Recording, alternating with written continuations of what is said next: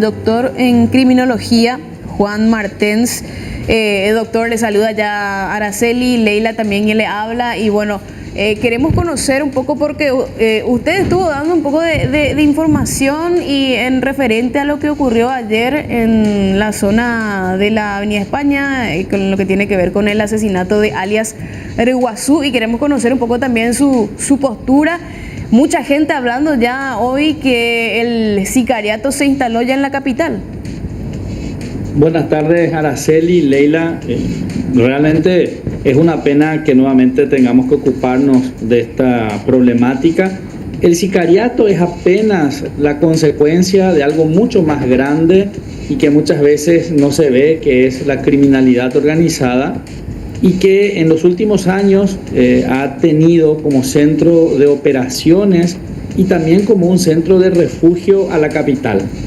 Asunción, por las características de mayor densidad poblacional, mayor anonimato y la logística que ofrece para el gran narcotráfico. Estamos hablando del sistema portuario, aeroportuario, se convirtió en una zona muy atractiva ante la presión cada vez mayor que ejercían las instituciones o que ejercen las instituciones en ciudades antiguamente conocidas como centros del narcotráfico. Estamos hablando de las ciudades fronterizas. Entonces hubo un efecto de deslocamiento, desplazamiento del centro de operaciones, y cada vez más frecuente se ven este tipo de justicia en manos del narcotráfico, porque es lo que ocurrió ayer, es la imposición de una facción sobre otra, es la forma en que resuelven sus problemas sin importar el lugar, sino que solamente el momento oportuno para la eliminación física de la persona que ha sido decretada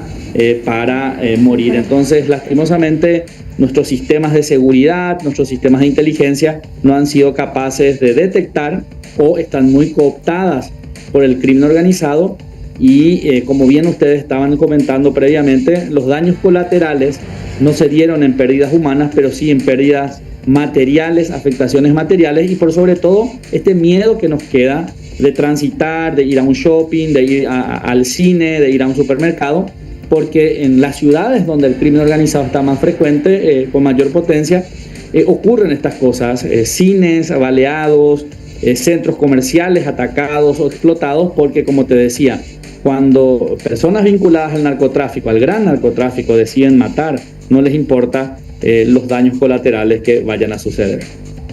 Doctor, algo que llama mucho la atención es que como esta persona, hablamos de Ederson Salinas,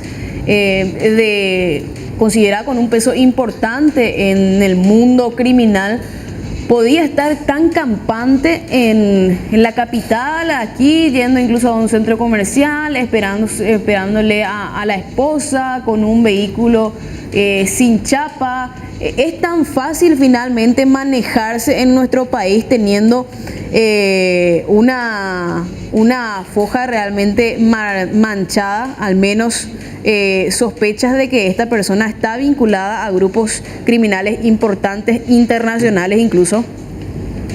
Lo que acabas de mencionar realmente nos lleva a afirmar dos cuestiones. En primer lugar, si ustedes se fijan en sus antecedentes, en su ficha policial, él figura, no posee antecedentes, ¿no? Si bien estuvo vinculado a un proceso, estuvo preso en Brasil, sin embargo, logró limpiar sus antecedentes. Esto nos habla de la cooptación institucional y de qué tan fácil muchas veces es burlar los sistemas en nuestro país. Esto por un lado. Por otro lado, nos habla también de que efectivamente el mismo comisario decía, sí, una persona estaba vinculada al crimen organizado, sin embargo vivía tranquilamente en Asunción y se movilizaba en una camioneta blindada, esto es importante, en una camioneta blindada, sí, sin chapa, ¿no? Y también le estaba llevando a sus familiares a una peluquería. Esto nos habla de otra cuestión, o sea, en el día a día, Leila, Araceli, nos estamos cruzando, codeando con gente vinculada al crimen organizado de una manera cotidiana y no nos damos cuenta.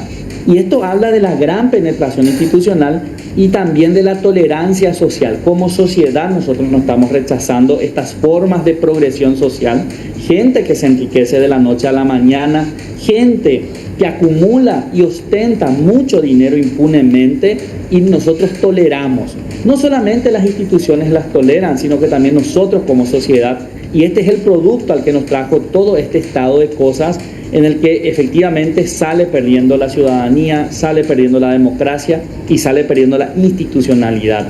Nos debe llevar a la reflexión.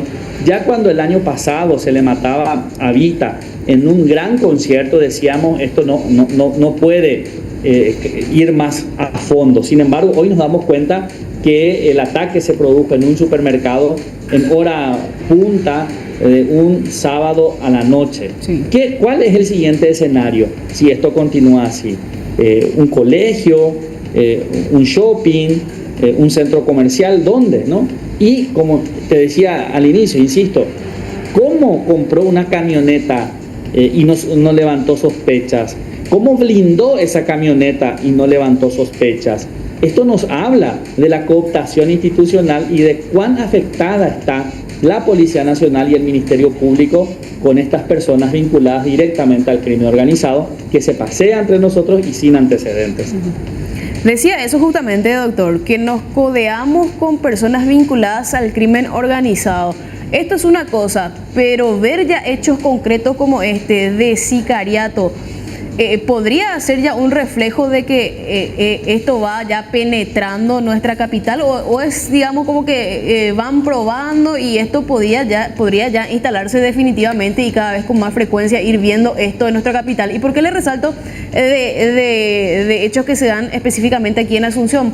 Porque generalmente hablamos reiterativamente de casos que se dan en otros puntos del país, como por ejemplo Pedro Juan Caballero. Evidentemente que esto no debe ser normal, no debemos normalizar, pero hablamos ya muchas veces de hechos que se dan en Pedro Juan y que nos siguen sorprendiendo los casos que se dan también aquí en Asunción, porque no lo hemos visto muchas veces, ¿verdad? Y para responder a tu pregunta, reitero esta frase: el sicariato es la consecuencia de la presencia cada vez mayor del crimen organizado. Si no estuviesen tan metidos, no tendrían la capacidad de cometer estos asesinatos. Recordarán también ustedes el sicariato en el caso Schwarm, ¿no? Que también ocurrió en un barrio ahí en las inmediaciones de España y Brasilia. Esto ocurre en las inmediaciones de España y General Santos. Entonces estamos hablando de una zona histórica y típicamente de clase media, media alta asuncena. Estamos hablando de un centro comercial visitada por familias trabajadoras y esto nos muestra de que si tienen la capacidad de actuar en estos espacios no asociados histórica ni tradicionalmente al crimen organizado, es porque efectivamente hace bastante tiempo están en la capital y la capital les sirve como refugio y como centro de operaciones. Si nosotros nos fijamos en las incautaciones producidas en Europa o incluso en Buenos Aires, de las cargas de cocaína, todas salieron de nuestra capital o alrededores. Y entonces, si se está embarcando cocaína desde Asunción, hay un grupo que así lo está ejecutando desde este lugar. Pisca, el gran administrador del PCC, fue detenido en un barrio céntrico también, ya hacia Aviadores y Madame Lins. O sea, estamos hablando entonces de distintos puntos de la capital, vinculados a la clase media, media alta, históricas, sin tradición de criminalidad violenta de este tipo, en donde se están produciendo hechos de sicariato. No estamos hablando de periferia. Si bien en los últimos años tuvimos, y meses incluso, tuvimos también hechos de sicariato en el cinturón, digamos, de pobreza de Asunción. Esto nos muestra que el crimen organizado está afectando todos los niveles, es capaz de actuar y estar presente en el capital económico de Paraguay, en el capital financiero de Paraguay, y cuanto más se le deje actuar, seguirá infectándose, introduciéndose más acá en cada uno de los estratos sociales y económicos de nuestro país, ¿no? Doctor, por último también de mi parte, mucha gente hablaba de que necesitamos un gobierno como el de El Salvador, por ejemplo, para erradicar este tipo de cosas. Ahora, esto es real, puede ser real, puede ser positivo y puede ser aplicable para nuestro país. Lastimosamente no es así. Ojalá tuviésemos soluciones mágicas. Todos quisiéramos solucionar esto de una manera rápida, pero lastimosamente la solución a estos problemas lleva tiempo porque implica no desmontar principios democráticos y no implica respetar las reglas del juego.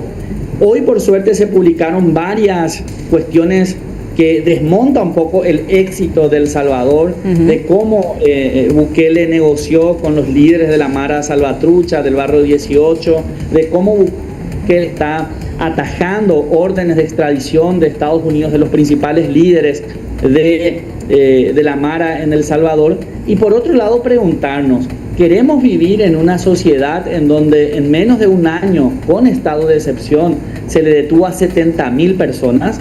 Y estas 70.000 personas no saben ni siquiera por qué fueron detenidas. Se dicen que son terroristas, se dice que son miembros de las maras, serán algunas, pero no sabemos porque no hay un proceso. Y por otro lado, hoy, coincidentemente, hoy 26 de febrero, también se daba anuncio del hallazgo de 4 personas que fueron detenidas durante el estado de excepción y hoy fueron encontradas muertas en una fosa común. Yo por lo menos no quisiera vivir en un país en donde el presidente es el que dice quién va a ir preso, el presidente es el que dice que se le va a dar cadena perpetua y donde ni siquiera te dicen por qué te están deteniendo ni por cuánto tiempo te van a detener. El modelo Bukele es peligroso y por varios motivos, porque es populista, porque es atractivo y pareciera que solucionan los problemas, cuando en realidad es una forma de mimetizar la violencia institucional que proviene del Estado, que siempre es muy peligrosa.